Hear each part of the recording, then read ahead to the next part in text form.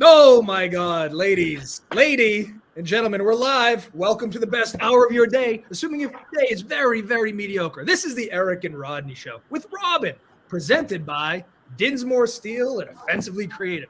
Today, a very, very special guest, owner of Elephant Key Marketing and lovely all-around lady, Becky Jolly. Oh, Becky, welcome to the show. Welcome to the show. Welcome, Becky. Excited to be here. Can't believe you made it. We will get into you later. But first on this show, we like to cover the news because we're qualified to do such things. That's right. Robin, what do we got today to talk about? So the first segment for the day is Amazon. Amazon has recently been fined $30 million for privacy cases. So interestingly enough, they are now illegally keeping young user location and voice data, and they are actively preventing the parents from deleting the information. So unfortunately, there are now information of thousands of young children circulating with their profiles and their voice through Alexa voice assistants. And this can be used in many ways to, bribe parents, blackmail, just sensitive data of kids. It's a disaster. It sounds terrible. Yeah, so Becky and I think, are on the same page. We talked about this briefly in the green room. What's your take on this, Becky? I just am confused about why people are surprised. Like, they literally created a thing that would, put this in your house and it's going to listen to you, but only when you tell it to. That's right. Yeah, it's putting me in the uncomfortable position of defending these corporate behemoths, but at the same time, you bought a listening device that's connected to the internet that was sold to you by the world's largest retailer, and you don't think it's going to steal your shit? Yeah. Yeah, we definitely are not. We don't have a lot of deductive reasoning. No. Going on with it, but yeah, I agree. I who's surprised? So they're going to pay $30 billion or million? Billion? Only million. Oh, well, here's $30 million. Okay. So here's the thing: they're only paying it smushed two stories together. It's $25 million to the parents whose kids are being listened to, and it's another $5 million for Ring because they're claiming that they're recording and watching Ring videos and they can't shut it off. So. Oh, I see. Yeah. So just so we're clear, right? Didn't Jeff Bezos just drop $20 million on an engagement ring? Is that right? Yes. I mean, listen, I don't think 30 million is going to affect Amazon way. Yeah, Jeff was like, see if you can round it up from the car, right? From the yeah, it's the not. jar. Here's the other thing too. It's Yes. like this is going to make me very unpopular because you have to worship God. It's like when you have a pit bull and it eats your child and you're surprised by this. Pit bulls are bred to eat children, just like Alexa is bred to steal stuff from you. Stop bringing them to your house. Stop spilling coffee on your lap. It's very simple. Yeah, it seems simple. Robin, do you have an Alexa? I do not know, and I also don't have a Ring. It's not a thing here. But we also don't have Amazon here, so that's a plus. Well, that's convenient. Oh, so you're Great safe. idea, $1 billion idea. We're gonna move to the Philippines, and I'm gonna start a company called Amazon. Amazon.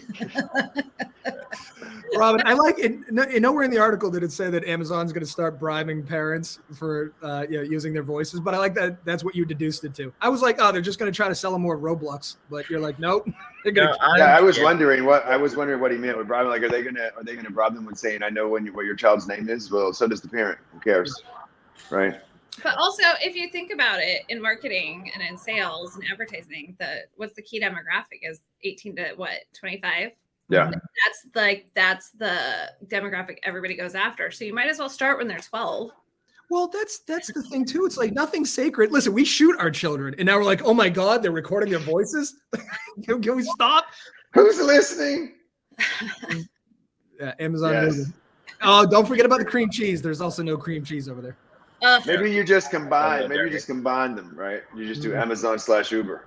We're gonna talk to the dictator. Does the dictator know about these things? We could show him things that'll blow his mind. Yeah, so it's kind of like the Uber situation in Spain. So like we have sort of these companies that exist, but they're not like on the same level as Amazon and Uber. But that's because they need us. Yeah.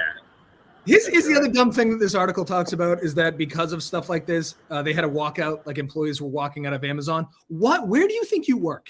Like why is everyone pretending that all of this is news? Here's the other thing I don't understand, right? Is that perhaps the people that are walking out haven't read the news about AI. You don't think Jeff's not like, how many people walked out? See if the quants can figure out how to get the AI to do the job. Yeah. Also, give me the voice recordings of their children. We're going to do ransom notes. Remember, like back in the day, right? And not to go on a tangent, but back in the day when you go to a grocery store and there was all these kids standing around. No one's standing around anymore. You know what I mean? Like there used to be like 10 bag boys standing around talking and whatever, and now there's like one person. You know what I mean? And she's got like 50 sets. She's got like 50 sets of keys on her belt. This is very important. Yeah. So that plays into a story later. But are we done with being dumb about Alexa? Also, now that we know this, is anyone going to get rid of their Alexas? No, because we know this. Yeah. Throw them out. I had no idea they were listening to me while I talked to it, and it responded. No, true. Well, I mean, in some ways, I don't even mind so much that Alexa's collecting my data. Because in the end, it helps me like buy things that I might need. So. Well, thank you for bringing that up. Everybody shits on marketers, but I wouldn't know what I wanted to buy unless people told me what it was. So and what you needed.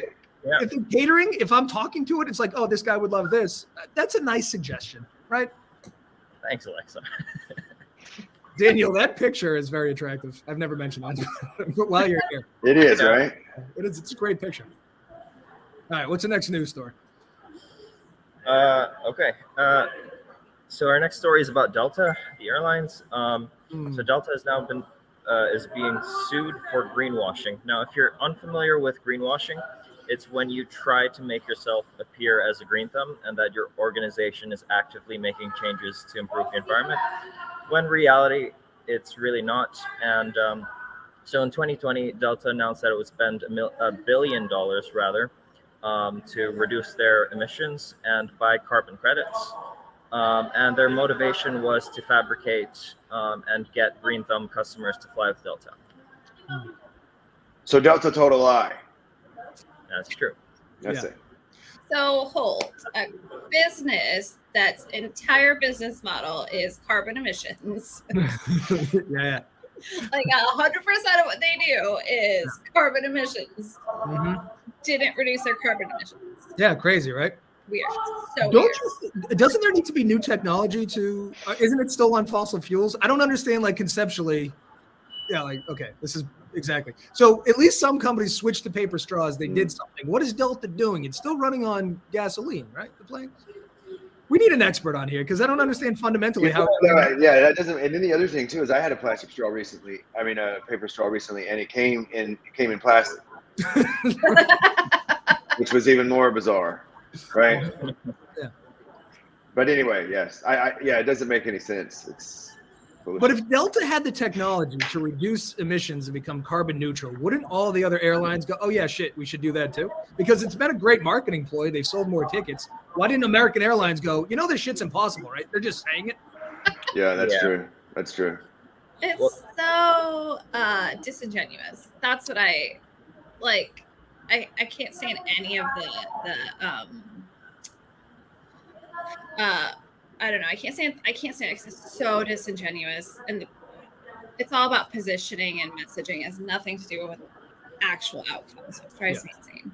But again, it's one of these things where we don't actually care about the things we pretend to care about. Like we're conceptually against child labor, I assume. We all buy Nikes. We don't want factory workers killing themselves. We all have iPhones. We don't give a shit. You just tell the truth. Right. That's right.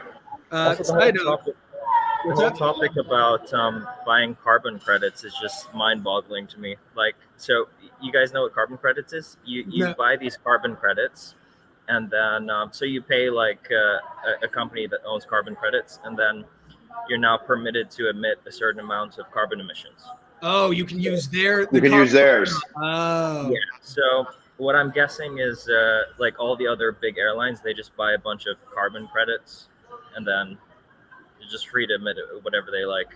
So it's like there was a news story a while back where like a teacher got cancer and a bunch of other teachers donated their off days. It doesn't really it doesn't count, right? Right. Did you see the parallel there? It's just, oh my God. Oh, Thank you for explaining that because I'm way too Thank dumb. you. Yeah, I had no idea what they were talking about. Well, I do think the person that invented the whole carbon credits thing is a genius because, like, you don't have to create anything. It's just like an idea. Oh, I want to create like an ideology that people just have to buy carbon credits. I feel so much worse about humanity right now, now that I know this. I don't know. I don't know if this is the person who invented them, but I know somebody who is like very big on the carbon credit scene is Al Gore.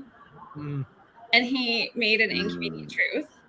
Yeah. Yes. We're having all these problems, like we need to fix them. And guess who also just happened to have a company that sells carbon credits at that exact moment? Oh my God. That's so weird. crazy. It's like I saw that movie. It was a sleeper.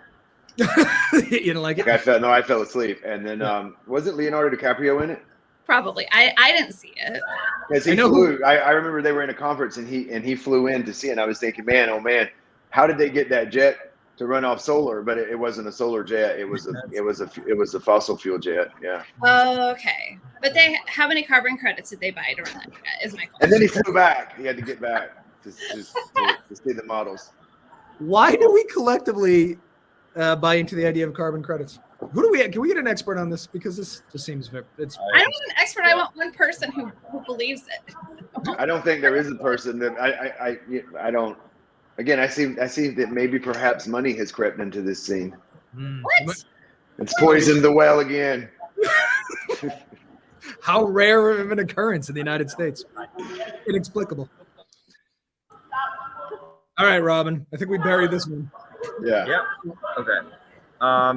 So this is actually contrasting to the whole AI taking over. But there are now a lot of job openings that are surging. So we've now been on a 3-month high where job openings are at their highest.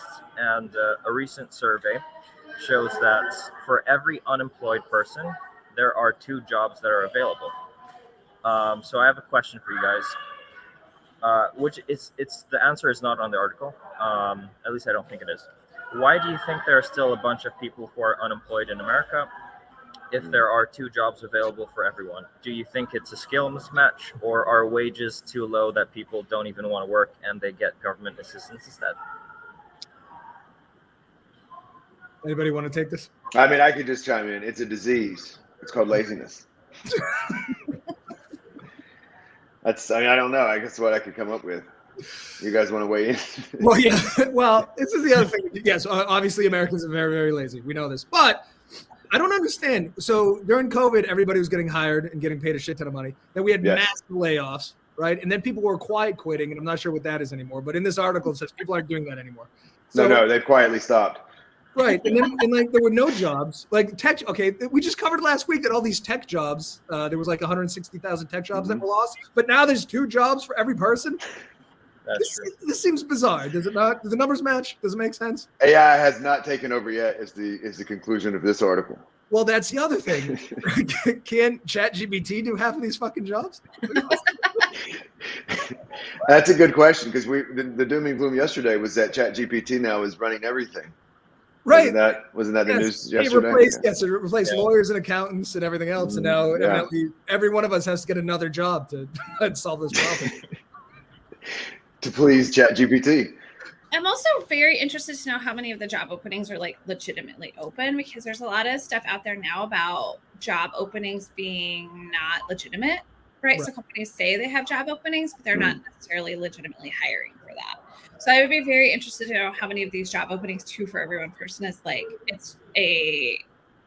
actually there's a job, or the company has to post a job for so long for legal reasons, or they want to look like they're bigger than they are. They want to look like they're more financially solvent than they are, because look at all the people we're hiring, and then they just never do. All right. So so I know that people have fake job things, so that's why, because they want to look bigger. All right. Well, that makes a little bit of sense. That does make sense. It's the whole number, but I think it's a part of it is like companies just post jobs all the time. And they don't really. That's true too, because I I've seen like some like on LinkedIn and stuff. I've seen like some of the same jobs for like years, and it's like they have not found, either they've hired the wrong person continuously. They're never going to fill that job. I mean, it's right. It's like, come on. Yeah. Did anybody understand what quiet quitting was? I knew it was going to be a fad, so I never bothered. It was basically where you just stop working, I think. So you don't tell anybody? You just stop? You did less in your job, right? So it was just about kind of doing the bare minimum in your job without asking for money, without asking for a new position, whatever. You just kind of did the bare minimum.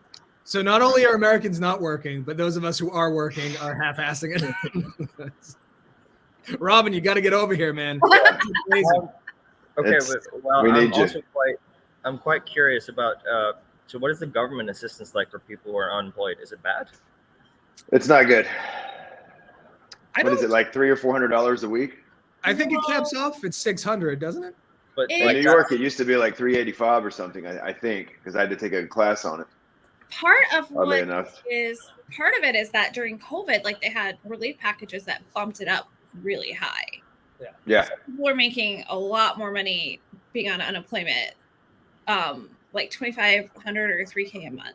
You know what I mean? So people were making like more money on unemployment than they were at like a minimum wage job, let's say. That's insane. So part of it is that those numbers went up, and then I think that it was kind of in the beginning because we were all like, I don't know, I don't want to die to go like work at Burger King or whatever. So I said that personally, but I think part of it was that we didn't know what was happening, and then so part of it was more like uniform across the country, and then different states have eliminated it at a different pace. So some states I think are still doing that, or they were until very recently. Well, yeah. So I think those programs are dead. Let's assume they are. But like to answer Robin's question, I think it tops out at $600 a week. If it does, that's $2,400 a month. Like that's not rent for most of the United States. So I don't know. Like when people get all pissed off on people on the system. Yeah, sure, it's free money, but it's not that much fucking money. You can't live comfortably off $2,400 a month. Trust me, we waste much more money on other projects. You know what I mean? Like, you're right. Like, I always think to myself, like, people are like, I don't want to help these people. I don't want to help these people. Do you have any idea how much money we're just wasting on things? Like, I was at JFK, right? And I was walking by this area that's like apparently closed off because they're working on something, and it was just riddled with like TSA equipment. Mm-hmm. And I'm thinking, what is that stuff? Oh, right? That's all your money. Yeah, and then when during the pandemic, like De Blasio ordered, I used to be the mayor of New York City, he ordered like some ridiculous amount of ventilators, and they ended up having to scrap them. And I think they paid like $30,000 a piece or something, and they ended up selling them for $1,300 a piece, and they just scrapped them as metal. Yeah. I think it's and he wanted to be president. I think when people hate working, so when they see people not working getting money, that really upsets them. As opposed to TSA equipment, like that's too far down the line. You don't know what to do with that. You don't know how to feel. That's right. Imagine taking that to the pawn shop. They would be like, I wonder if the government would use this. Yeah. The best I could do is $50. Yeah. Am I allowed to ask, like, which government agency in the U.S. probably wastes the most money on useless stuff? I would think the Pentagon, our defense budget is outrageous. But then, yesterday China's buying up all these ports around the world, so we got to fight them. So I don't know. It's a close race to the bottom. It really is. I don't think anyone's spending wisely. I don't think anybody has a balanced checkbook and everything. Nah. Makes sense. All of the above. Yeah. Didn't you hear the other day that we're spending $1 trillion extra every year, just throwing an extra trillion on the bond? I don't know, man. No. Yeah, it never ends. Good times. This segment of the show has made me so much more depressed than I was. Yeah, this is like the depression hour. Yeah. Well, I guess there's good. Listen, everybody can have 2 jobs if they want them. So that's something. That's true. Something to hang our hat on. All right, what do we got next? Something happy? Yeah. Okay. So this is something a bit more hopeful. So we have a Texas architectural company called Icon, and it also is a 3D printing company, and they have big plans to develop 3D printed structures on the moon, as per their contract with NASA. So they were also the first company. Eric, do you want to perhaps share the images? Yeah, which one you want? You want the moon first, or you want the cheap housing? The cheap housing. So they were also the first. Here it is. This is on the moon. No, this is incredible. These guys are incredible. The only thing that's on the moon. What's their so phone number? Put it in the box. I need them. This structure is entirely 3D printed. And their end goal is actually to be the first to begin 3D printing an entire space housing colony for future projects with NASA. Yeah. So this is also have like a concept design. There's another one. This is another one. Yeah. One of these was they can build it for $99,000, which you would think would help with in space or in the world. Locally, I think locally. I think it gets more expensive. Because I got to be completely honest with you, right? And I'm just brainstorming here. I don't know anything about any of this stuff, but these houses look very modern for the moon. Just thinking about it, right? I don't think aliens are going to really like that aesthetic. Yeah. Right. Here's the problem. This is what the moon looks like, evidently. So one of these companies built a replica of the moon, which I got to tell you is pretty lame because nothing's on the moon. There's no bars. There's no sports teams. You know what I mean? Yeah. There's no hotels like Robin's in right now. This looks like a shitty thing to go visit. Like, what are you gonna do? It's the fake moon. I got to be honest. Like no one's working. So what is happening in this photo here? Is this where my contractor's been? This explains a lot now. So I have a lot of questions about this, right? First of all, why would that would be like me saying we're the biggest PO broker in outer space. Right. Who cares? What are you talking about? It's like when people said I'm buying land in outer space. Yeah. What are you gonna do with it? Are you gonna sell it? You're gonna develop it? I show you. This is what you're gonna do with it. I mean, that's nice, but here's the thing, right? Crazy idea. If they can build these for $99,000, what if we just brainstorming here? What if we sold them in here in the world? Yep. For $99,000. I know. I think you're onto something. There's a few people without homes, so I think they would like one of these. I mean, I got to tell you, you come to New York with these at $99,000. There'll be no selling. Yeah. That's like 2 months rent, right? Yeah, merely informing. Right. Here's the other thing too. It sounds hopeful because cheap housing, but here's the thing: you like the average house in Massachusetts, say, is like $700,000. Right. So they're not going to build this and go, oh, let's sell it for $150 and be reasonable. They're going to sell this for $700,000 and make $600,000. It's like the inflation thing. Nothing's going backwards. So no matter how cheap the houses are, they're going to maximize profit off them. Well, especially if they're on the moon. Yeah, to be fair, on this article, they are also working with local communities to build houses for the homeless. So I did not include that part. Here or on the moon? Here. Okay, got it. Imagine we get to the moon, it's just all homeless people. They're like, oh, fucking hell. Now, here's the two other questions I have, right? I need to know. Let's say that they're building a living room and they run out of ink. Another question. Let's say they're on the moon and someone forgot the printer cord. What happens? What do we do? I don't know. We need to open up a printer cord store on the moon. They're like, oh my God, Tommy forgot the cord again. Right? Oh, okay, so Bezos and Elon Musk combine forces. So yes. Bezos sells the cord, Musk delivers it. That's it. I think we solved that problem. Well, Elon, I think, is still very set on building like the first Mars colony, right? Yeah. It looks like these guys beat him to it. Yeah. Is there a difference between living on the moon and living on Mars at this point? Isn't the moon closer? Shouldn't we do that first? Probably. I mean, we should. Listen, I'm going to get so rich. I'm going to develop the sun. I'm no expert on the matter, but I think Mars is much more inhabitable. Like the content of the minerals in the soil. Here's a question I have. I'm just asking, right? Has anyone actually? I'm gonna be funny because this may be a stupid question. Has anyone been to Mars, or are we just speculating on this? No one's ever been to Mars. I don't think so. So we're just brainstorming here, right? Elon's just BSing. Because if somebody said to me, like, I want to do something that no one has ever done before, I would be like, that sounds good. Go kick your cape off. Yeah. Right. I mean, that's just crazy town. If the government hasn't done it. Yeah. Here's the problem with, I think, the moon and Mars. There's no air. There's no water. If only there was a planet that was full of everything we needed to sustain life. Certainly, we wouldn't fucking ruin it, right? And have to explore other planets. Not ringing a bell.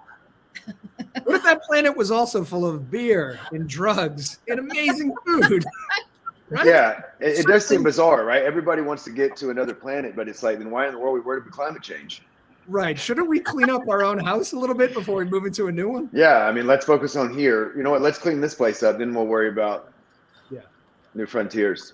Like, why do we want to destroy other planets? Can we just finish Yeah. the Talk. We've done a number on this place. Mars is like, nope, not those motherfuckers. Talk about like people moving into the neighborhood and getting upset. Like Mars wants no part of us. Why would it? That's right. And this is probably dumb. Is there water on Mars? Don't we have to bring water? Yeah. Yeah, I don't think there is. So they're like, you forgot the printer cord and the water. I think the only thing on Mars is Mars. I literally think that's it. Why do we want to go there so badly? Doesn't make sense. It's mostly Robin, are the Filipinos? Are you obsessed with space travel the way we are? Oh, definitely not. No. Do you guys have a space force? Also, yeah. What does the Space Force even do? Well, there was a lady I knew, true story, not to get off on a tangent. And I was talking to her one day, and she said to me that I needed to keep my fingers crossed. And I said, what's that for? To win the lottery? No. It was so that she got considered for the Space Force. Newsflash. Yeah. She's on the Space Force now. I don't know what it means, what she does, how it works. I don't know what they're enforcing or what that even means, but she's in it. They're starting to include the Space Force emblem along with the other big. They're keeping us out. Yeah. Yeah. And Mexico paid for that wall, by the way. Yeah. Oh, yeah. That's right. I don't know. I don't understand the Mars obsession. Yeah. Is that it for news stories today? Is there anything about a puppy being hugged by a toddler? Unfortunately, no. Before we move on to that, can you tell us anything about your jersey? Yeah. Oh, yeah. Well, then again, it's also a gift from my dad. So it's like an old baseball. It's the Yankees. Everyone knows the Yankees. Don't worry. It's Okay. like the Patriots. I had this guy, and he's like, I don't know if you've ever heard of the New England Patriots. Yeah. Yeah. Are they a team? He's like, Tom Brady? Yes. I'm ringing a bell here. Yeah. Gotcha. I like that your father gave you that, and earlier you were like, "Is this a team?" So he just gave you a jersey. Like, this is great. You have no fucking idea what it is. Yeah. No, I'm very ignorant on it, but I mean, it looks cool. Well, The Yankees are pretty popular in America. Crazy as it sounds. have you ever heard of Babe Ruth? Oh yeah, of course. Or Lou Gehrig. Yeah. Yeah. Really, any famous baseball player. All right. So that was it for the news. We're moving on to the Becky segment of the program.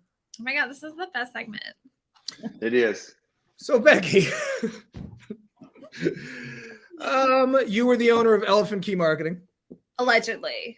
allegedly. What do you do over there at the old Elephant Key store? So we support organic, done-for-you social media, and we work directly with clients, but then we also work with agencies who want to pair up with us and just kind of hand off their social. And we're like, we'll take it. Yeah, and you're good at it. How long have you been doing this? The old social media marketing?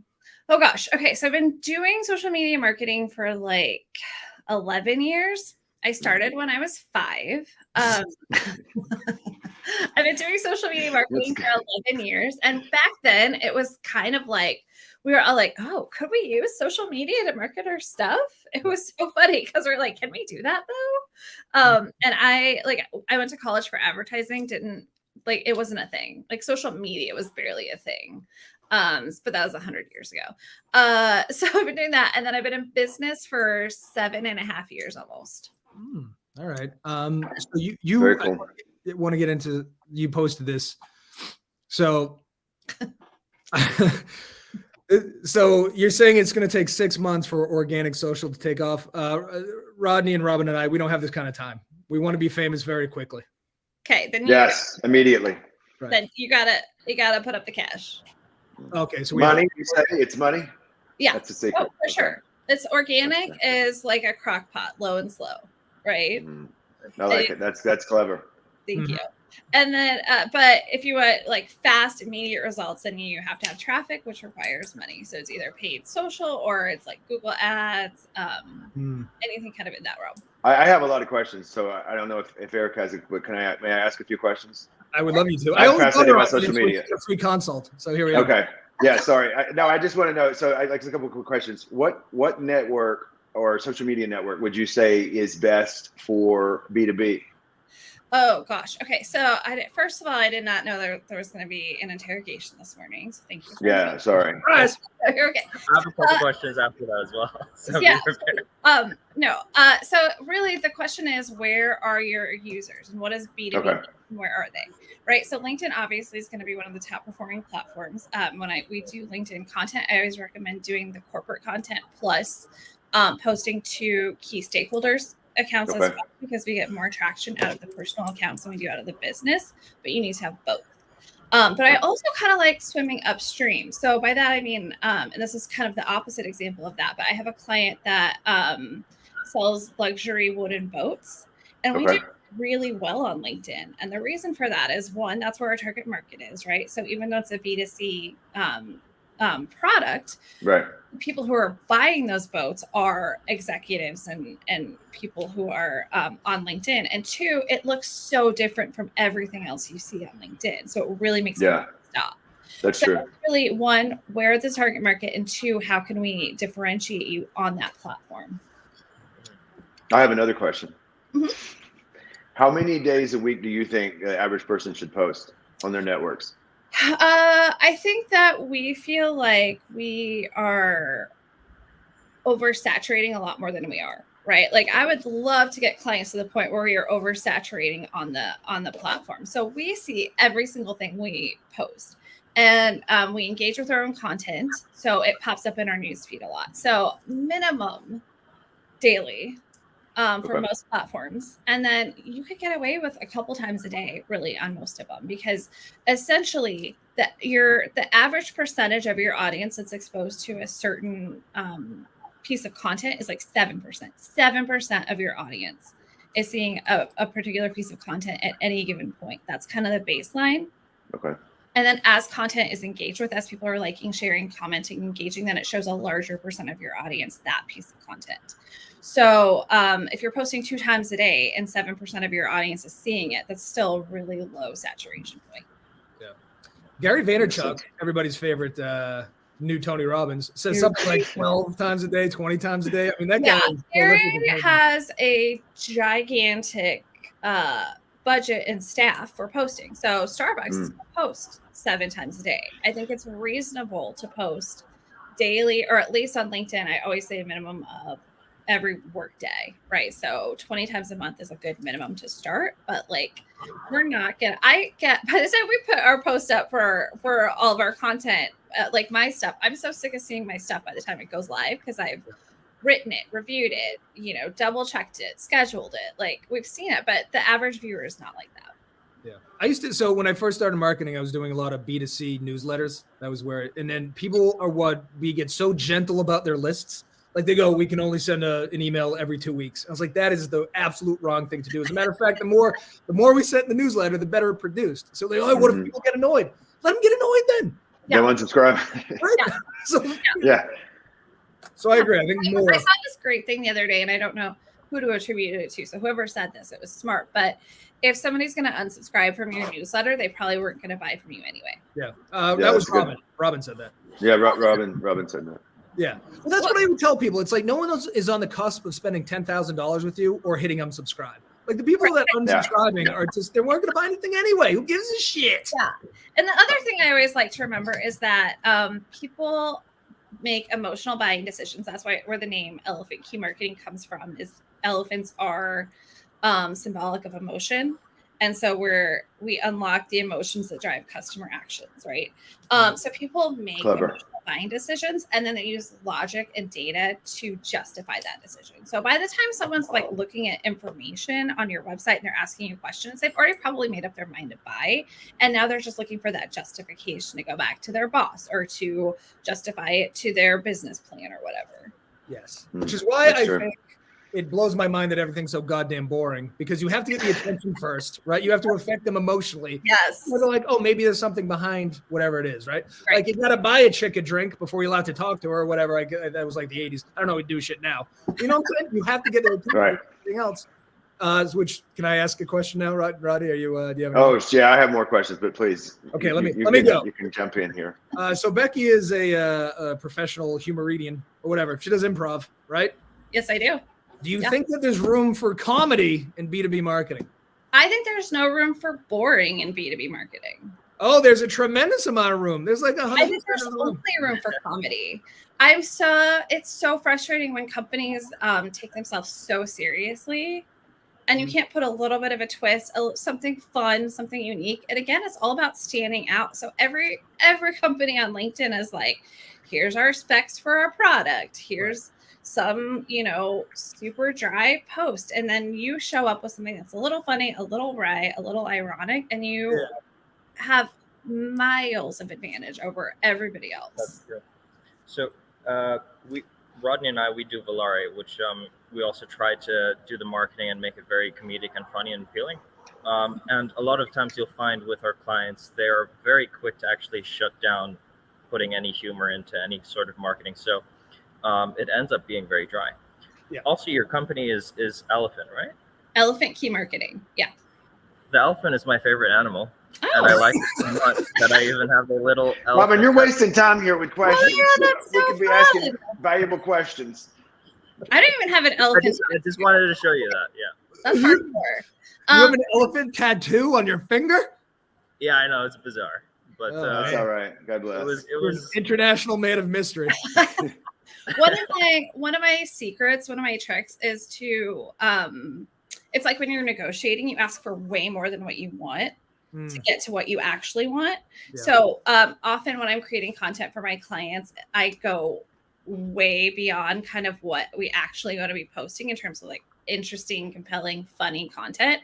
And then they're going to dial it back, but they're still going to leave a little bit of that humor and that entertainment value in. So I add way more than what we actually want to be posting at the end of the day. And then we dial it back to a happy level where it's a little bit more than what we normally do. But yeah, clients definitely push back on that sometimes.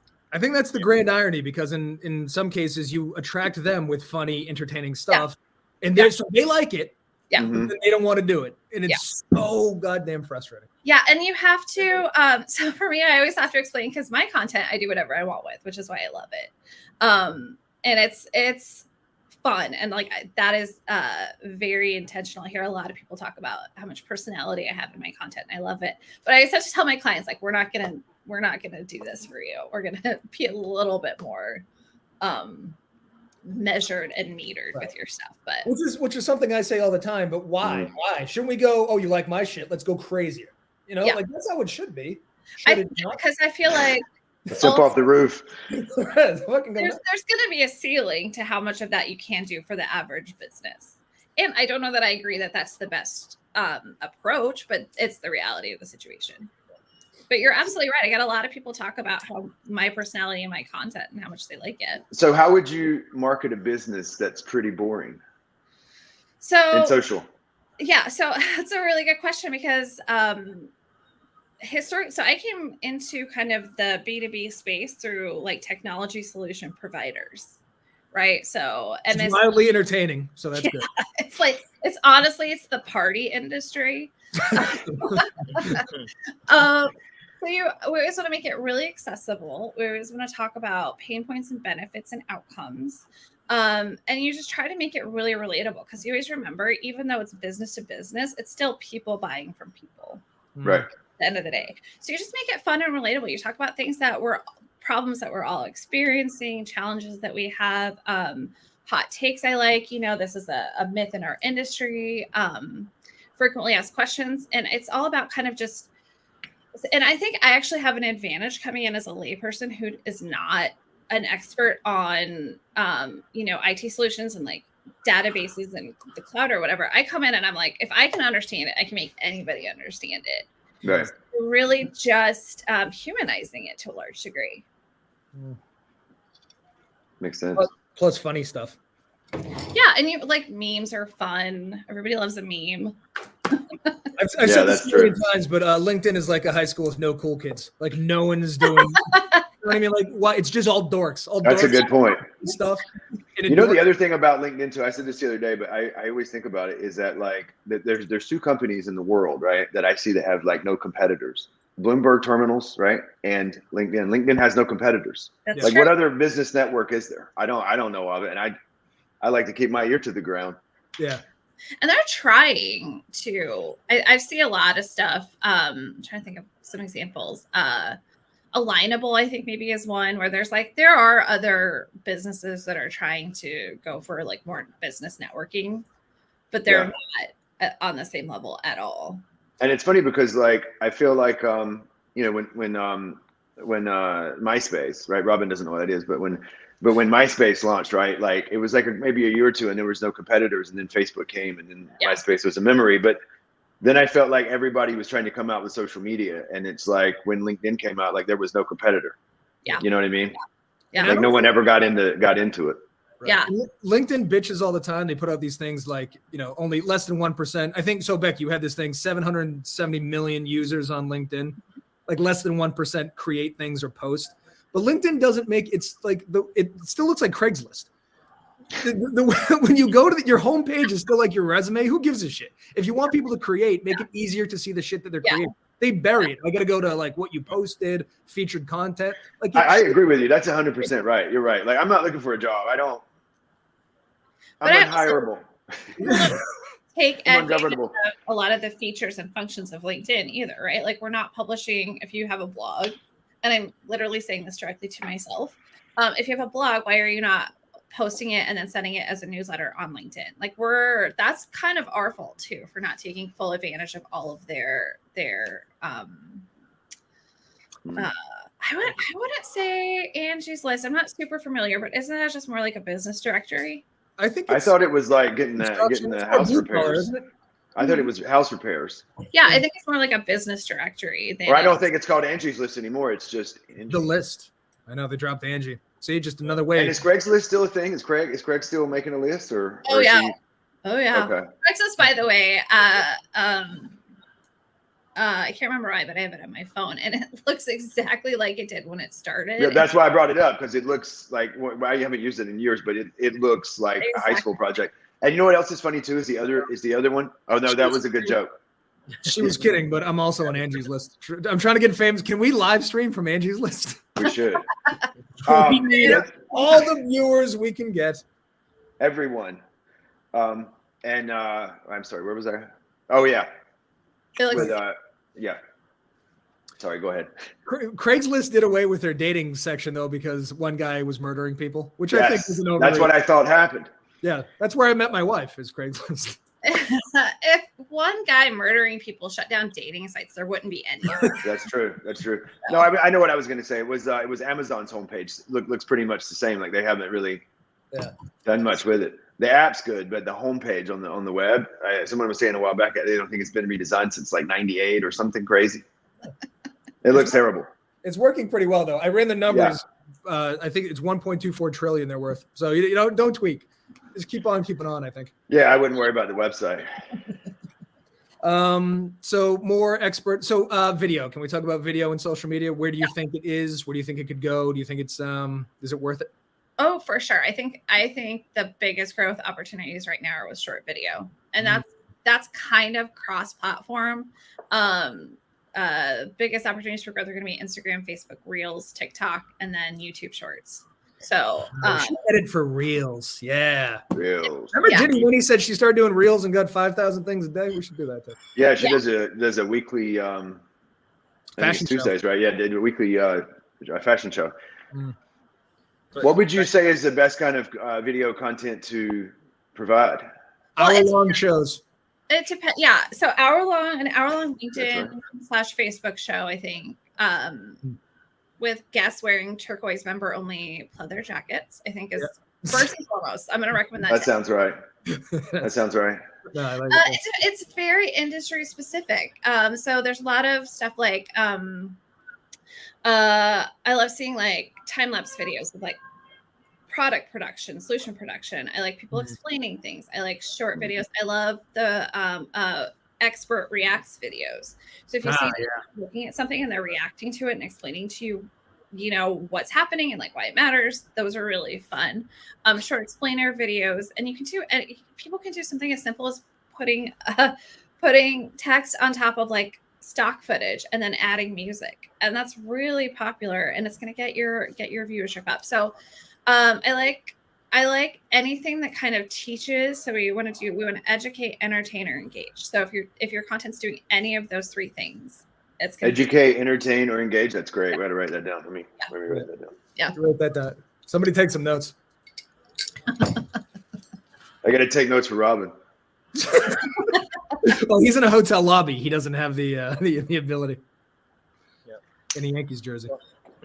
I mean, That's one right. reason why we haven't been so big on Instagram, Facebook, Twitter, and TikTok is that we've never really seen so much benefit, at least from a B2B perspective, from using social media to boost business. Is there still a merit to using these things for B2B, like Instagram, Facebook, TikTok? For sure. And especially if you can take advantage of the popularity right now of the short video, absolutely. And again, I like seeing things that swim upstream. So we don't see a ton of really solid business content on TikTok, but that's also one of the places where we're seeing the lowest cost per acquisition for advertising. Right? TikTok? Yeah, TikTok for sure. And my organization doesn't do any paid, so this is just kind of what I'm getting from my colleagues. I do. So Jennifer, it's a really good question. But just to go back, I do think it's really helpful to swim upstream sometimes, because you're kind of cornering that niche that like you're not going to get the same number of views as say like a Starbucks video is going to get, right? But you're going to get a lot more views that are niche specific on a TikTok versus, throwing something out on organic LinkedIn. So if we were going to do TikTok, would you advise that we put Robin in a bikini, dance around, and talk about our services? Because we want to do, yes. Yeah, but I'm going to recommend that on every platform. That's right. Robin. We're going to do a calendar of Robin. 12 months of Robin. Yeah, for sure.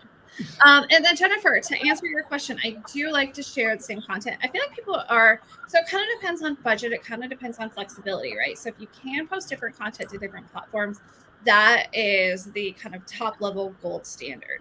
For most businesses, their budget is a little bit more limited. So we do see a lot of benefit from cross posting to multiple platforms. And I think ultimately the client or the customer, the end reader, whoever is really good at self-selecting what matters to them. So if we post something that's, directed at a CEO and the person that goes on there is a CFO, right? They're going to self-select the content that matters most to them and their business and their goals and outcomes. So I do like cross-posting because I think it's just not leaving any stone unturned, really. Yeah, I agree with that. The thing that always confused me about different content for different social platforms is it's not like a Facebook user doesn't have TikTok or a TikTok user doesn't have. We have everything. So it's like an Instagram user isn't any different than any other of these platform users because we all use them all. So like, here's the other thing though. If you deduce what an Instagram user wants to see, then you create boring vanilla content that they've seen a million times. Right. So I think it behooves you to just do whatever the fuck you do. Yeah. And you'll attract your audience. Do what you want, your audience will show up, right? Right. Yeah. Instead of trying to go like figure it out, which everybody does. So you blend in. Yeah, but then also, so a couple things that we do is we switch up the angle. So we'll share the same piece of content, but we'll come at it from a different angle across all the platforms. So we stagger the posts so they're not going out at the same time across multiple platforms. We want to take advantage of algorithms, best time to post, optimal practices, and we want to reward people for following us across multiple platforms anyway. So we want to be posting at different times. But we also want to be sharing the same message with different angles, right? So the three that Russell Brunson talks about are health, wealth, and relationships. And we can talk about the same blog article from all three of those angles. So that way we were kind of covering all of our bases for what the end user is really looking for. So, and then the other analogy that I like is when you put your thumbprint in an iPhone, you don't do it once, you do it like 7 times. So repeating the same messaging multiple times just really strengthens kind of your thumbprint on that end user. So we're not going to say something once. We're going to say it multiple times, different ways, use different kind of compelling information. But we want to be strengthening and repeating that message so it really lands. There's a one of my favorite books, Religion for Atheists. talks about how much you can learn from a religion. So in the secular world, if you take a course on Plato when you're 19 in college, we assume you're going to remember all Plato's teachings for the rest of your life. Church, however, does not give you that benefit of the doubt. They tell you the same shit every Sunday until you die, which is, I think, we can learn that, right? Absolutely. That's true. Yeah. So we have to start repeating the shit out of ourselves, like Gary Vaynerchuk. If you notice, politicians are that way, right? Like they never, like I was watching something a while back on Meet the Press, I think it was, and they had somebody on there and they kept asking him questions and he just kept coming back to whatever he was talking about. Yeah, absolutely. Yeah, Well, and we like to mix it up and use different analogies, use different things, because what works for me might be different from what works for Eric, that Rodney and Robin, like we all have different things that are going to resonate with us. So the company has to say the same message. And again, most users aren't seeing every single message every single time. So if I'm going to take anything from this, I think every 5 minutes we should talk about Dinsmore, Steele, and offensively creative. We need a 24-hour live stream. Most of it's going to be Robin dancing, I think. Is Right. So Robin dances in some sort of jersey, which he's unfulfillier with. He's never heard of. Right. But that's like always sort of been my problem with like Instagram, Facebook, and TikTok is like when you have like a CEO or a CFO that's scrolling on their Instagram or Facebook, I almost wonder if they're on Instagram to even bother looking at something that's business related. Like how do you step out of that? So again, like you have to be creative with the things you post. Yeah, for sure. But if I'm a CFO and it's a Saturday afternoon and I'm scrolling through Instagram and I just need a break, but then I also see like, oh, hey, there's a piece of content that's really relevant to me, it's going to resonate. Yeah. Right. Like when you're looking for a solution, you're kind of, so they always say Google doesn't provide search results. It provides answers to your questions.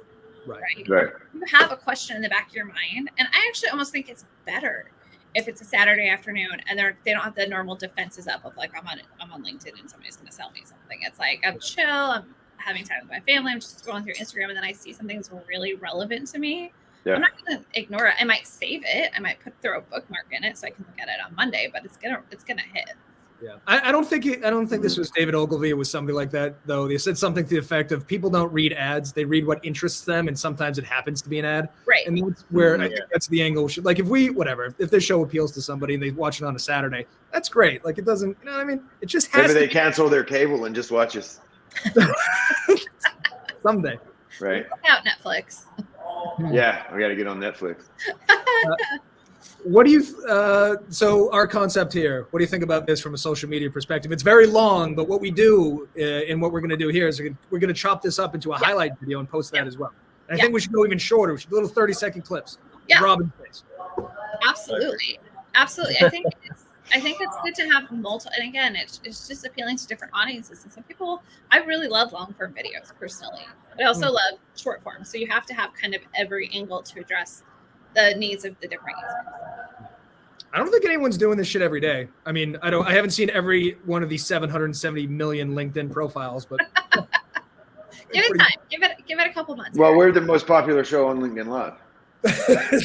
Certainly through the hours of 10 to 11 Eastern Standard Time. That's right. It's 10 to 11ish. You have the nicest house on the moon, right? It's the nicest house on the moon. Yes. That's right. Exactly right. Which we know where to get. All right. So what I'm hearing is 6 months.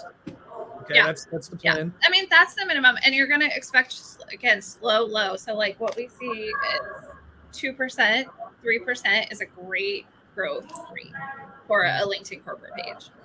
All right, now so hear me out. So this is low and slow, but what about fast and grilled? So that's being paid, right? If we do fast and microwaved. Fast, exactly. Okay, microwave content. There you go. If you want a faster result, then you're going to have to do paid and then direct also. So we just show up to Google and Facebook with a wheelbarrow of cash. Yeah. I'm just messing. Yeah.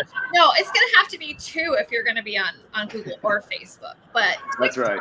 A half a wheelbarrow. So it's sort of like here at Offensively Creative. We send out lots of cold emails. That's kind of low and slow. But then we also send red tubes, which is microwaved and fast. You see, that's right. You have to approach problems from 2 different angles. Got to get them. Got to get them every. Yeah. It's diet and exercise. That's right. MDMA and speed, which is ecstasy. Yes. Go ahead. If people say to me like social media, organic social is the only kind of marketing we want to do, I am going to recommend adding additional strategies. So we're a piece of a multi-channel strategy, but today is not 11 years ago when I started, you could organically grow fast. Now it's not. So now I recommend having it be a piece of your strategy, but not the whole thing. 11 years ago, I could send a cold email to someone and they would actually reply. Right. Right? No, I'm serious. Like, I remember when LinkedIn first started, right? There was maybe like, I don't even know how many people. And I figured out how to send messages, but it was like one at a time. And I would send messages to people and they would write back and just be like, thank you so much for your thoughtful message. Now it's like you send someone an email and they're like, go to hell. How dare you? Don't tell me anything. Leave me alone. I'm calling the spam police. Right. Jenny Winnie, the show is live streamed on Facebook, Twitter, YouTube, and LinkedIn. And on the moon. The number one show on the moon. And Daniel Allen said, yes, we do have 10 to 11 lockdown every day, but your show Thursdays at 11:30. That's right. Daniel, while I have you here, can you send me the information for Flat Earth Dave? Because we really need him on the show next week. We need to spike ratings. I feel like I'm just going to be mad on that show. I'm just going to be mad towards it. Like, why? Why are you doing this? About Earth? A what shape do you think the Earth is? Yeah. Gosh. I literally have never thought about it. I think it's kind of like a heart. Prove me wrong. I do have some interesting conspiracy theories about like diet, nutrition, and like the. Let's hear him. We got 5 minutes. Let's let's go. So I just think it's really interesting that our health and nutrition guidelines that we've been following for like 50 years were written by the U.S. Department of Agriculture. Ah, and the bottom base of the pyramid is grains. Right. Yeah. So weird. Here, can I just one thing? The problem is weird. Grains are delicious. Like, have you had cereal lately? Holy shit! Cinnamon Toast Crunch is goddamn amazing. When was the last time you had one? Oh shit, Robin, do you have Cinnamon Toast Crunch in the Philippines? We do, but they're like way overpriced, and they're only like in like U.S. specialty stores. Mm-hmm. So we have U.S. specialty stores where you can only get like U.S. products in those stores. Mm. Do you know what the rate of adult onset type 2 diabetes is in the Philippines? 85%. Oh, sorry. I thought you meant in the U.S. I'm sorry. No, in the Philippines, where you can't get the Cinnamon Toast Crunch. It's probably zero.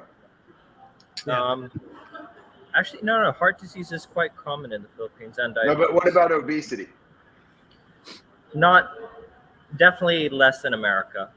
Philippines is also probably among the top 5 where the children are severely malnourished, and it's very much correlated with like the average IQ in the country, because you have these kids who are malnourished, and that stunts their brain growth, right? Which is a big problem. Yeah, for like a lot of small countries. Yeah. Well, question redacted. All right, so your big conspiracy theory is we should eat less grains? Yes. Okay. Yeah, I agree. I don't believe that's a conspiracy theory. I believe that's a fact. Yeah, we should eat less grains. I just think nobody sits down and asks a question. Okay, like the Amazon thing. Who is telling me this information? Like the airline thing. Where is this information coming from, and what's their objective? Right? And it's not the U.S. Department of Health and Well-being. Do we have that department? They've been defunded. Because their profit margins were awful. So it turns out telling the truth doesn't pay. Yeah.